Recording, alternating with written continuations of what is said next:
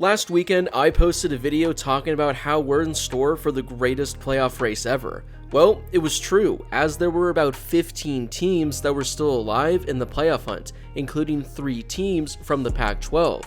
Well, leave it to the Pac-12 to completely shake up the college football playoff. Over the course of about 4 hours on Saturday night, the Conference of Champions went from having 3 teams in contention for one of the playoff spots to arguably 0 teams.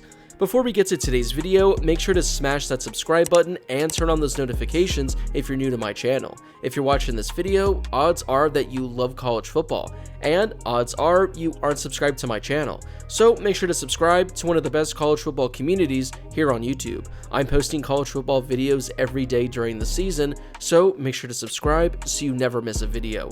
Also, make sure to drop a like on this video as well. It helps out with that YouTube algorithm and helps share the video with more college football fans. Plus, it only takes a second to do. Entering week 11 of the college football season, there were 3 Pac-12 teams that I thought were still alive in the playoff hunt.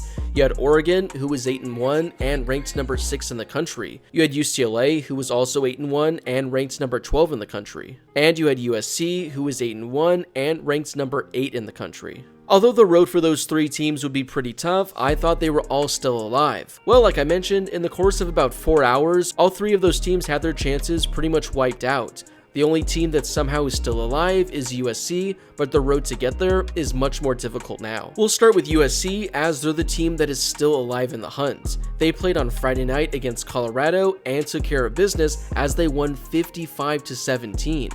With the win, the Trojans are now 9-1 on the season, and they're pretty much a lock to play in the Pac-12 title game. A reason why USC still had a strong shot of reaching the college football playoff was the remaining schedule, which was looking really beneficial for them. Next weekend, they go on the road to play UCLA, who at the time is ranked number 12, but that's going to change. They play Notre Dame, who won this past weekend against Navy, and they're probably going to be ranked inside the top 20. Then in the Pac-12 title game, it looked like USC was set to face Oregon, who was ranked number 6.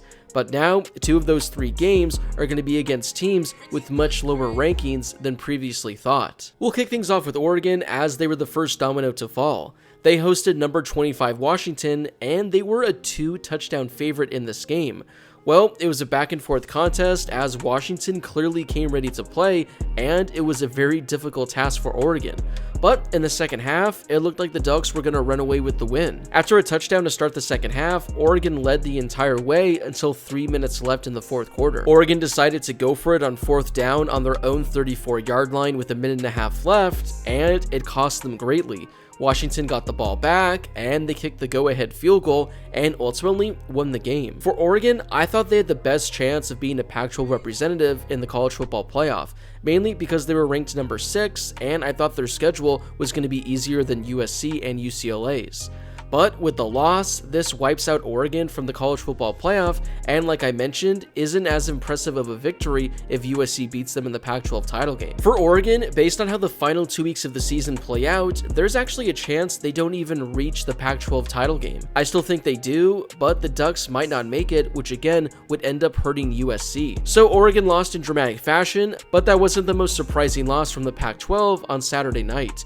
UCLA kicked off at 7:30 p.m. as a 21-point favorite over Arizona.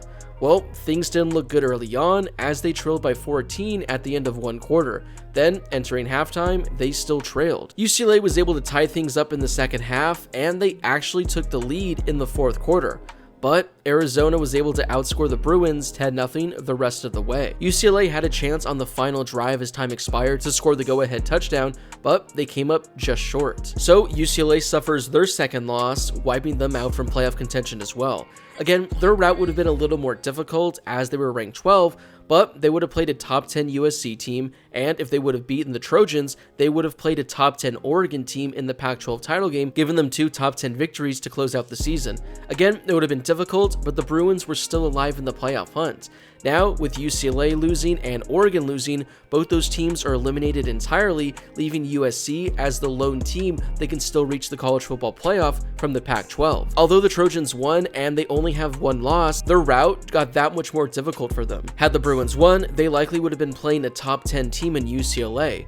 Notre Dame won, so they're still likely going to face a top 20 Notre Dame team, but in the Pac-12 title game, the Trojans likely would have faced a number 5 or number 6 Oregon team, which would have given the Trojans 3 quality victories to close their season. Now, there's still going to be pretty decent victories if USC wins out, but looking at how things are going to shape out, that's going to feature a win over a maybe number 19 or 20 UCLA, and a win over a maybe number 11 or 12 Oregon. Again, some pretty good victories overall, but it really hurts the Trojans' chances as they could have picked up multiple top 10 victories. USC still has a chance of reaching the playoff if a lot of things go their way ahead of them, but it's tough to see that route barring absolute chaos. All the teams in front of USC took care of business this weekend. Georgia, Ohio State, Michigan, TCU, Tennessee, and LSU won. So the Trojans are going to move up a spot to number 7, but there's still a number of teams ahead of them that are probably going to get the edge, especially without having those top 10 victories that would have helped the Trojans. It looks like Georgia's going to be an absolute lock at this point, and it looks like the winner of Ohio State, Michigan is going to be a lock as well.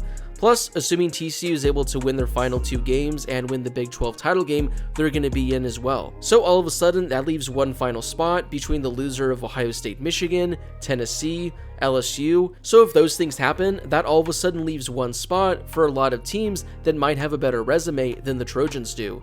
You're going to have the loser of Ohio State, Michigan. You're going to have a 1-loss Tennessee team. You can have a potential 2-loss SEC champion in LSU, and you can have a potential 1-loss ACC champion in Clemson, or a potential 1-loss ACC champion in North Carolina. Obviously, there's still 3 weeks of the college football season left, and a lot is going to play out, and maybe there's only 4 deserving teams at the end of the season.